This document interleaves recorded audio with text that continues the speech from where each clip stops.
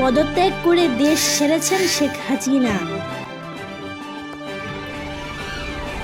কোটা সংস্কার আন্দোলনকে কেন্দ্র করে অদ্ভুত পরিস্থিতিতে পদত্যাগ করে দেশ ছেড়েছেন শেখ হাসিনা।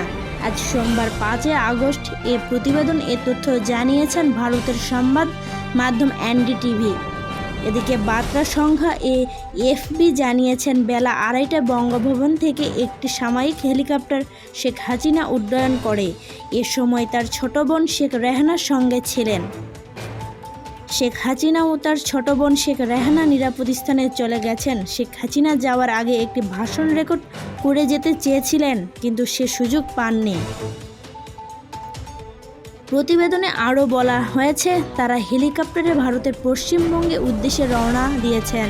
এদিকে দেশের বর্তমান পরিস্থিতি নিয়ে দেশের শীর্ষ রাজনৈতিক নেতাদের সঙ্গে বৈঠকে বসেছেন সেনাপ্রধান জেনারেল ওয়াকারুজ্জামান।